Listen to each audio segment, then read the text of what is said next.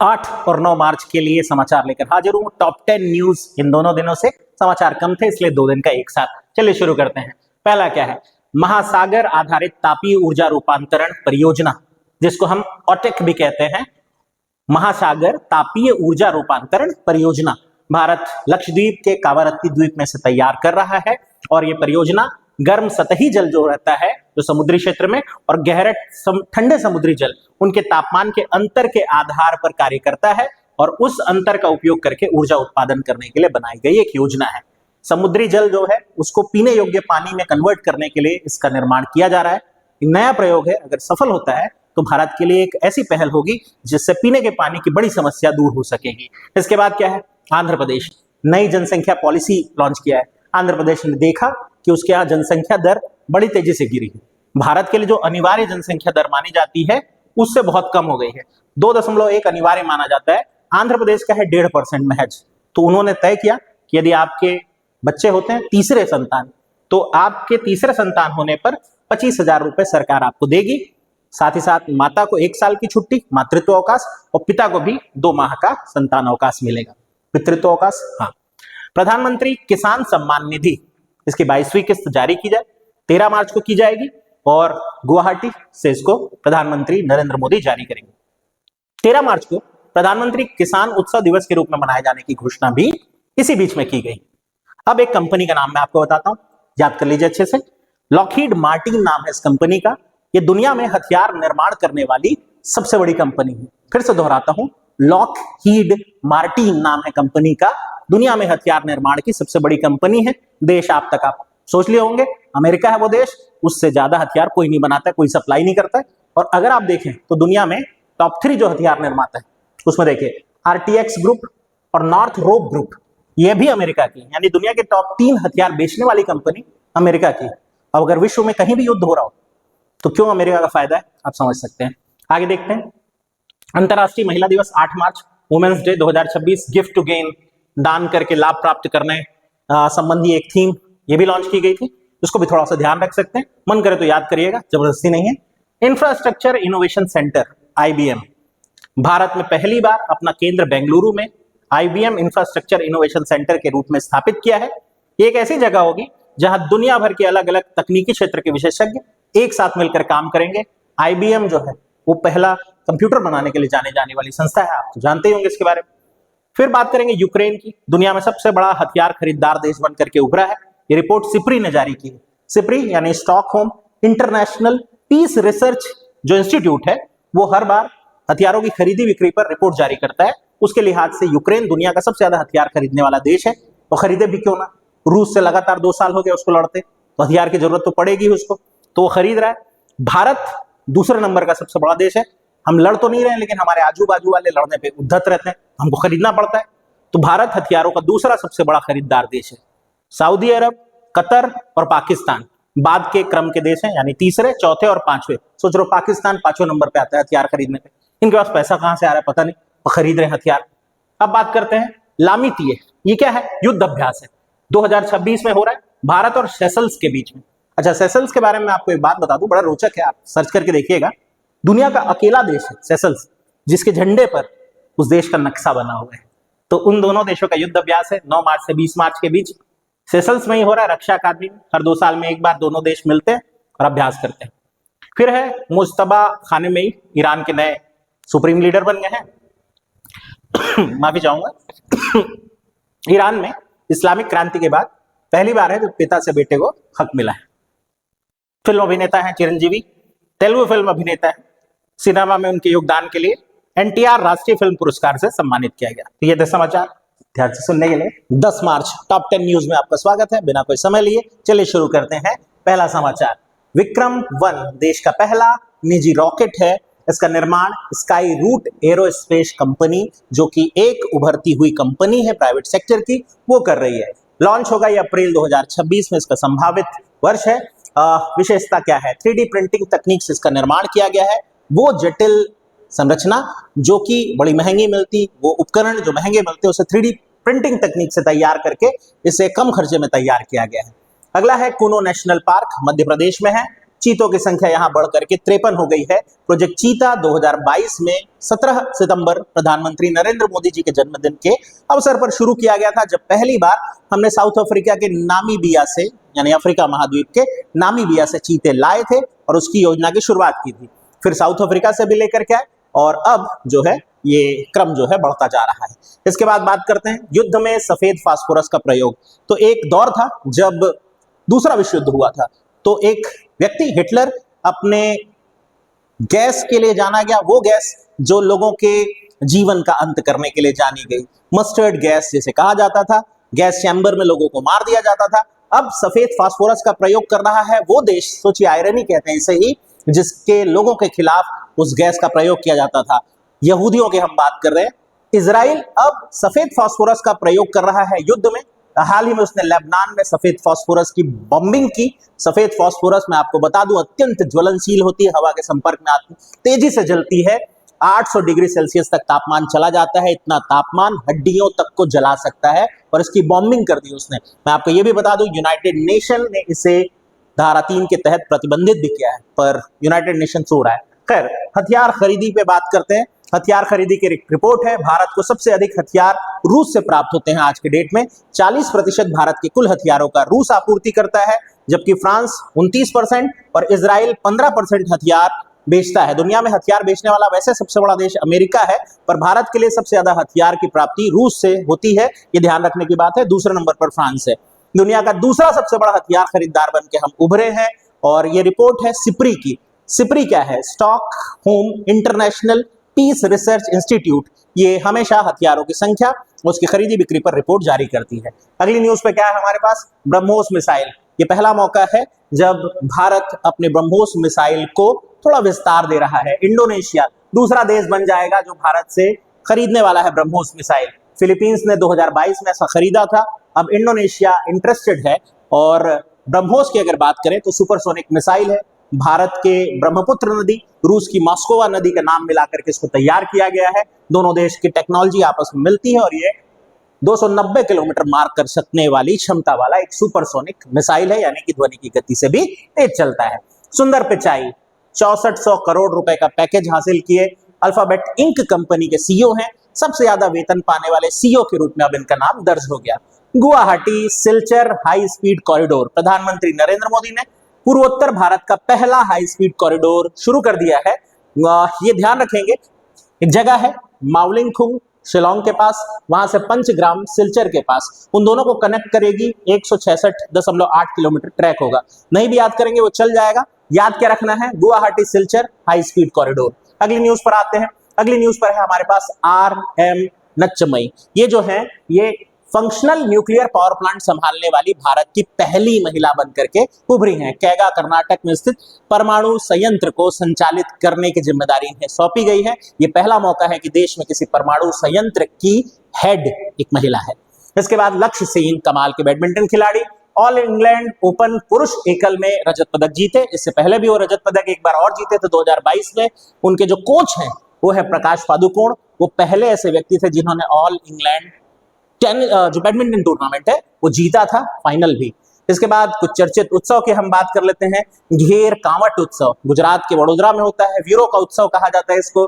फिर है पंचुदोना मेलन, ये उड़ीसा में होने वाला एक कमाल का पर्व है। होली के बाद होता है, देवताओं के साथ होली खेलने का पर्व। चिल्का झील में देवताओं को ले जाया जाता है और वहां होली खेली जाती है। खूबसूरत पर्व है, अगर आपको मौका मिले तो जरूर शामिल होइएगा इसमें। हाथी महोत्सव राजस्थान के जयपुर में, आमतौर पे लोग सोच नहीं पाते, इसीलिए ये जरूरी है। और फिर है चापचर कुट महोत्सव, मिजोरम में मीजो जनजाति का अपना महोत्सव। तो ये थे आपके लिए न्यूज। ध्यान से सुनने के लिए आपका धन्यवाद। पीडीएफ की चिंता मत करिएगा, आप मुझे व्हाट्सअप करिए मेरे नंबर पर, मैं आपको ग्रुप में जोड़ दूंगा, वहां सब कुछ उपलब्ध है। Thank you. 11 March top 10 news Bharat और पूरी दुनिया से शुरू करते हैं बिना कोई समय लिए। चलिए, पहला समाचार क्या है? साहित्यकार रहे KM पणिक्कर जी का निधन हो गया। KM पणिक्कर जी कुछ कारणों से आपके कानों में अक्सर इनका नाम पड़ा ही होगा। पहले मैं आपको याद दिलाता हूं कि आपने कहां सुना है। साल 1953 में राज्य पुनर्गठन आयोग का गठन किया गया था फजल अली की अध्यक्षता में, फजल अली कमेटी भी कहते हैं। उसमें एक सदस्य के रूप में KM पणिक्कर का नाम आप सुनते हैं। अब दिवंगत हो गए हैं, मार्क्सवादी नेता थे और काफी बढ़िया राइटर भी थे। अगेंस्ट लॉर्ड एंड स्टेट इनकी बड़ी पॉपुलर किताब हुई।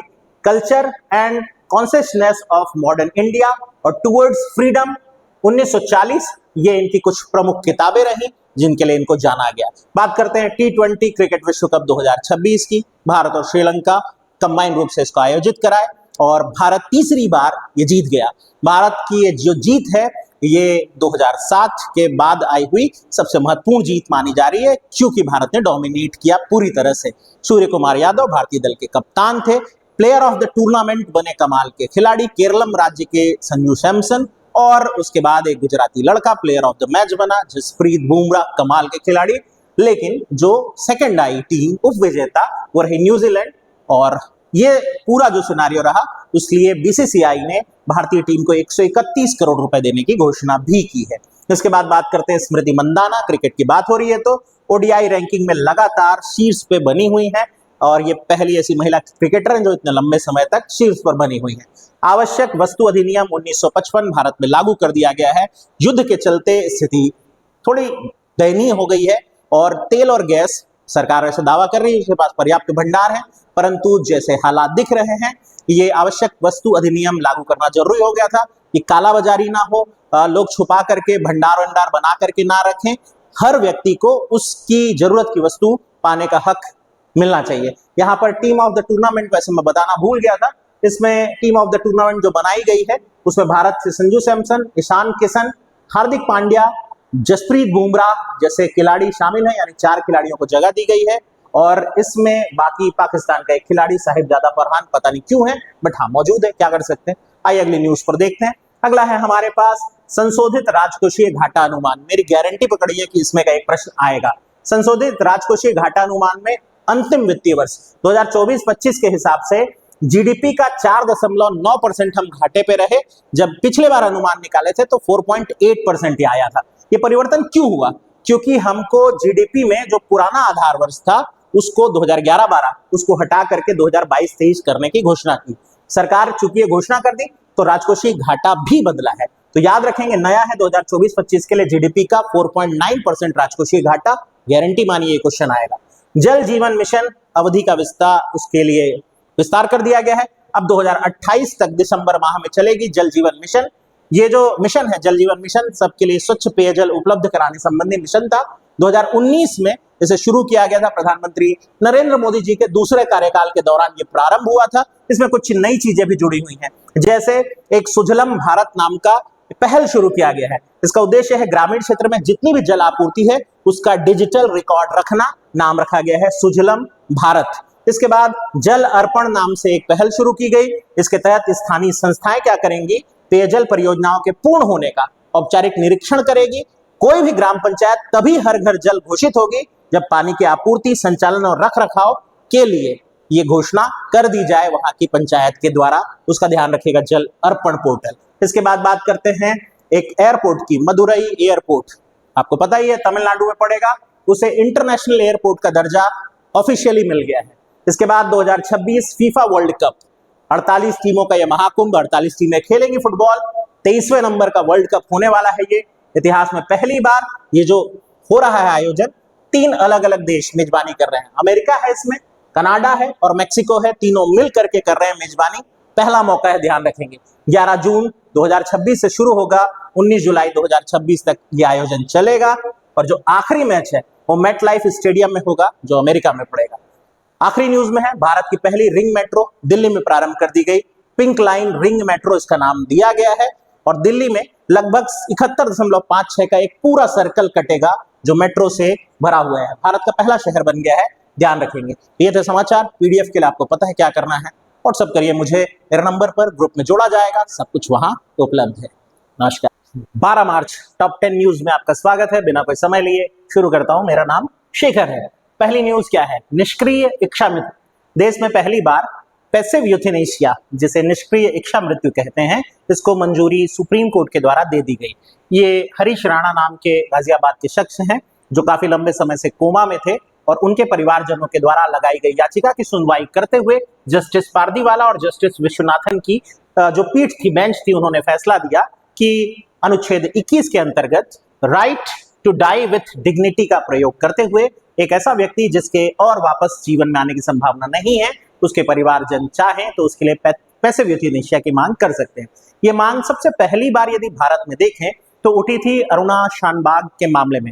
अरुणा शानबाग जो एक नर्स थी, जिनका उन्हीं के हॉस्पिटल में कुछ हॉस्पिटल के ही कर्मचारियों के द्वारा बलात्संग किया गया, बलात्कार किया गया, रेप किया गया उनका, और उसके बाद वो कोमा में चली गई थी। लंबे समय तक उनके परिवार वाले उनके साथ ही उनकी तीमारदारी करते रहे, पर जब उनमें जीवन की कोई चेतना का लक्षण ही नहीं दिख रहा था तो पहली बार ये मांग उठी थी, लेकिन उनके अपने साथियों के द्वारा इसे मानने से इनकार कर दिए जाने के कारण तब इस बारे पे सुनवाई नहीं हो सकी थी। पर हाँ, एक वर्डिक्ट जरूर आया था। ये पहला मौका होगा जब पैसिव यूथेनेशिया के द्वारा किसी व्यक्ति को उसके जीवन से चले जाने की अनुमति दी जाएगी। यूथेनेशिया या इच्छा मृत्यु दो तरह की होती है, एक्टिव यूथेनेशिया और पैसिव यूथेनेशिया। एक्टिव यूथेनेशिया जहां व्यक्ति जीवित शरीर स्वस्थ मन के साथ ये स्वीकारता है कि दुनिया ये महफिल मेरे काम की नहीं और वो जाने का तय करता है। पैसिव यूथेनेशिया में गंभीर रूप से घायल कोई मरीज, कोमा में मौजूद कोई मरीज के परिवारजन उसके लिए फैसला लेते हैं। सुप्रीम कोर्ट ने संसद को कहा है कि इस संदर्भ में वो कोई गंभीर रूप से कार्य करते हुए कानून आदि तैयार करे जिसका प्रारूप क्लियर हो, ताकि इसका मिसयूज ना हो सके। ये भी जान लेना जरूरी है कि दुनिया के कुछ देश इच्छा मृत्यु की अनुमति देते हैं। नीदरलैंड ऐसा करने वाला पहला देश था जिसने यूथेनेशिया को स्वीकार किया था। दूसरी न्यूज पर बात करते हैं। फातिया और गेजानी ये चक्रवाती तूफानों के नाम है। मेडागास्कर जो अफ्रीका का एक हिस्सा है उससे प्रभावित है। भारत ने वहां 30 टन आपदा राहत सामग्री भेजी है, जो कि अच्छा कार्य है, इसलिए बात होनी चाहिए। फिर बात करेंगे किलाउआ ज्वालामुखी। किलाउआ ज्वालामुखी काफी दिनों से सक्रिय है। अमेरिका का अधीन एक कब्जाई द्वीप है जिसका नाम है हवाई द्वीप, हवाई आइलैंड। अमेरिका से काफी दूर है बट उसको कब्जा कर रखा हुआ है। वहां इस तरह से ज्वालामुखी विस्फोट होते रहते हैं। किला लुआ जो है ये इस बार सितंबर 2024 के बाद से लगातार सक्रिय है, तो समाचार में बना हुआ है। फिर बात करेंगे ADC 150 air drop test. Bharat के द्वारा विकसित किया गया है। ये समुद्र में फंसा हुआ कोई जहाज है जिसे आपदा राहत सामग्री चाहिए, इमरजेंसी में कोई किट चाहिए, ऐसी स्थिति में एयर ड्रॉप जो फैसिलिटी है वो प्रदान की जाएगी और इसका नाम रखा गया है एडीसी 150। इसका सफल परीक्षण करके देख लिया गया। नौसेना विज्ञान और प्रौद्योगिकी प्रयोगशाला जो विशाखापट्टनम में है उसने इसे तैयार किया है एडीसी 150 को, ताकि समुद्र के बीच में फंसे हुए जहाज को हवाई सहायता पहुंचाई जा सके। फिर बात करेंगे एग्री फूड ग्लोबल कांग्रेस। ये नई दिल्ली में आयोजित हुई और इसका उद्घाटन किया हमारी महामहिम राष्ट्रपति द्रौपदी मुर्मू जी ने। इसके बाद भारतीय कृषि अनुसंधान परिषद नई दिल्ली के तत्वाधान में हुआ, ये आपको जान लेना चाहिए। फिर बात करेंगे बीसीसीआई क्रिकेट अवार्ड की घोषणा। ये न्यूज अभी आते रहेगी। 2025-26 के लिए शुभमन गिल जो है cricketer of the year, Rahul Dravid को उनके योगदान के लिए lifetime achievement, Mithali Raj को भी लाइफ टाइम अचीवमेंट, और आयुष मात्रे जो कि यंग ब्लड है हमारे अंडर 19 कप्तान, उन्हें लाला अमरनाथ अवार्ड जो है वो भी दिया गया। फिर फ्रीडम शील्ड की बात करेंगे। ये एक युद्ध अभ्यास है। अमेरिका और दक्षिण कोरिया आपस में कर रहे हैं इस अभ्यास को। 15 मार्च से 19 मार्च के बीच ये आयोजन चलेगा। दुनिया जब युद्ध के कगार पर है, ऐसे में इस युद्ध आयोजन को थोड़ा ध्यान रख लेंगे आप। फिर बात करेंगे Surya Midha, self made billionaire बन गए हैं। इनकी यदि बात करें तो फोर्ब्स वर्ल्ड बिलियनियर लिस्ट जो जारी हुई उसमें सबसे युवा बिलियनियर के रूप में इनका नाम जुड़ गया है। इन्होंने एक एआई रिक्रूटिंग स्टार्टअप कंपनी मेरकॉर नाम से बनाई थी, मेरकॉर नाम से, और मार्क जुकरबर्ग का रिकॉर्ड उन्होंने तोड़ा जो 23 साल में इस सूची के हिस्सा बने थे। बड़ी बात यह है कि ये भारतीय मूल के हैं, तो हमारे लिए न्यूज और भी अहम हो जाती है। मेरकॉर एआई रिक्रूटिंग कंपनी है और उसके लिए उनको ये सूची में शामिल किया गया। फिर बात करेंगे अंतरराष्ट्रीय रेल कोच एक्सपो। ये चेन्नई में आयोजित हुआ 12 मार्च 2026 को। इंटीग्रल कोच फैक्ट्री परिसर चेन्नई, जो कि एशिया का सबसे बड़ा कोच फैक्ट्री माना जाता है। एक्सपो का एक प्रमुख उद्देश्य है रेलवे क्षेत्र में मेक इन इंडिया की पहल को आगे लेकर के आना। फिर बात करेंगे पीएम किसान योजना की 22वीं किस्त जारी कर दी गई। गुवाहाटी असम से हमारे प्रधानमंत्री महोदय पहुंचे हुए थे। 9 करोड़ से अधिक किसान परिवारों के लिए 18,600 करोड़ रुपए की राशि जो है वो जारी की गई। आपको याद होगा ये योजना प्रधानमंत्री नरेंद्र मोदी जी के दूसरे कार्यकाल के दौरान साल 2019 में शुरू की गई थी और तय किया गया था कि किसानों को 6,000 रुपए साल में दिए जाएंगे, 3 किस्त में 2-2 हजार करके। तो ये था आपके लिए न्यूज। पीडीएफ की चिंता मत करिएगा, मेरे नंबर पे व्हाट्सएप करिए, मैं पीडीएफ के लिए लिंक भेज दूंगा, आप उसमें जुड़िए। टॉप 10 न्यूज 13 और 14 मार्च के लिए लेकर हाजिर हूं। मेरा नाम शेखर है। बिना कोई समय लिए चलिए शुरू करते हैं। पहला न्यूज क्या है हमारे पास? चंडीगढ़ भारत का दूसरा ऐसा केंद्र शासित प्रदेश बन गया है जो पूर्ण साक्षर की घोषणा कर दिया है। इसकी साक्षरता 99.93% है। पर वेट अ सेकंड, आपको मैं थोड़ा अपडेट दे दूं। ऐसे आप इंटरनेट पे सर्च करेंगे भारत का पहला केंद्र शासित प्रदेश जो पूर्ण साक्षर हुआ, तो आपको लद्दाख दिखाएगा और दूसरे में अन्य क्षेत्रों के बारे में बताएगा। लेकिन यहां हम बात कर रहे हैं उल्लास योजना के तहत। ऐसे सभी छात्र, ऐसे सभी व्यक्ति जो 15 साल या उससे अधिक आयु के हैं और पढ़ाई छोड़ दिए थे, साक्षर नहीं हो पाए थे, उनको ढूंढ करके साक्षर करने संबंधी योजना थी उल्लास योजना। उसके क्रियान्वयन के हिसाब से लक्षद्वीप पहला था और दूसरा बन गया है, ध्यान रखेंगे, चंडीगढ़। फिर बात करते हैं ब्रेन कंप्यूटर इंटरफेस की। चीन इस योजना को तैयार किया, इस मॉडल को तैयार किया। एलन मस्क ने भी ट्राई किया था, पर चीन वाले आगे निकले। एक चिप लगाई जाएगी जिसके मदद से वे सभी लोग जो या तो लकवाग्रस्त हैं या उनके दिमाग से संदेश तो आता है पर रीढ़ की हड्डी यानी स्पाइन जिसे कहते हैं उसके कारण वो प्रसारित नहीं हो पा रहा है, उनकी मदद कर सकेगा। इसको वैश्विक रूप में बेचने की मंजूरी देने वाला चीन पहला देश बन गया है। बोरोईकांग मेडिकल टेक्नोलॉजी संघाई ने इसको तैयार किया है, ये भी ध्यान रख सकते हैं। फिर बात करेंगे फिस्कल हेल्थ इंडेक्स की। नीति आयोग इसे जारी करता है। 2023-24 में राज्यों के संदर्भ में वित्तीय रिपोर्ट आदि को देखते उसने जारी किया। उड़ीसा पहले पर है, ध्यान रखेंगे, गोवा दूसरे पर है और झारखंड इसमें तीसरे नंबर पर है। चौथा न्यूज क्या है? राष्ट्रीय शीत जल मत्स्य पालन सम्मेलन पहली बार आयोजित किया जा रहा है कश्मीर में, यानी ठंडे पानी में होने वाली मछली और उसके उत्पादन, उसके पालन संबंधी विचार जो है उस पर आदान प्रदान किया गया। पांचवा न्यूज, डेनमार्क मां से बच्चों में होने वाले HIV और सिफिलिस के संक्रमण को रोक लगाने वाला यूरोपीय संघ का पहला देश बन गया है। ये घोषणा WHO ने कर दी है। इसके बाद बात करेंगे अंतर्राष्ट्रीय मलेरिया सम्मेलन 2026 नई दिल्ली। ध्यान रखना है कि 2030 तक भारत लक्ष्य बनाया है मलेरिया उन्मूलन का। मैं बोलता हूं डेंगू का भी करो और सारे मच्छरों को निपटा ही दो, बट हाँ अभी हाल 2030 तक मलेरिया उन्मूलन का लक्ष्य है। बड़ी बात यह है कि 160 ऐसे जिले हैं जहां स्वदेशी मामले भारत शून्य कर चुका है मलेरिया के। फिर बात करेंगे, अच्छा मलेरिया दिवस कब पड़ता है पूछेगा तो 25 अप्रैल। फिर बात करेंगे कोल्ड रिस्पॉन्स युद्ध अभ्यास। ये जो अभ्यास है ये हर 2 साल में आयोजित होता है। इस बार 9 से 19 मार्च तक चलेगा और ये अभ्यास जो है वो किनके बीच चलता है? नाटो जो एक संगठन है वो नॉर्डिक देशों का, नॉर्वे, फिनलैंड वैसे जैसे देश आते हैं उसमें, और अमेरिका मिल करके इसको आयोजित करते हैं हर 2 साल में एक बार। फिर बात करेंगे एशिया कप आर्चरी टूर्नामेंट 2027 में, इसका दूसरा चरण नई दिल्ली में होना स्वीकार किया गया है। अगला है पीएम मोदी की असम यात्रा। इसमें कुछ महत्वपूर्ण घोषणाएं रही, जैसे कोपिली हाइड्रो इलेक्ट्रिक परियोजना का उद्घाटन। दूसरा इसमें रहा गुवाहाटी चाय बागान श्रमिकों को जमीन पट्टे पे देने की घोषणा। और तीसरा कामाख्या चरलापल्ली अमृत भारत ट्रेन का घोषणा कर दिए प्रधानमंत्री नरेंद्र मोदी, ध्यान रख लेंगे। 10वां क्या है? भारत टैक्स 2026। आयोजक भारत टैक्स ट्रेड फेडरेशन यानी BTTF और परिधान निर्यात संवर्धन इकाई जो है उसने मिलकर के, कहा? भारत मंडपम नई दिल्ली में। मैं जानता हूं बहुत अच्छी न्यूज नहीं थी खूब सारी, पर हाँ दिक्कत यह है कि अभी युद्ध और चुनावों के आबो हवा के दौर में कुछ अच्छी न्यूज मिल नहीं रही है, पर मेरा वादा है आगे आपको अच्छी न्यूज मिलेगी। आप अपडेट रहिए, पढ़ते रहिए। ध्यान से सुनने के लिए आपका बहुत बहुत धन्यवाद। PDF की चिंता मत करिए, मुझे व्हाट्सअप करिए, मैं ग्रुप में जोड़ूंगा, वहां आपको हर PDF उपलब्ध होगा। नमस्कार।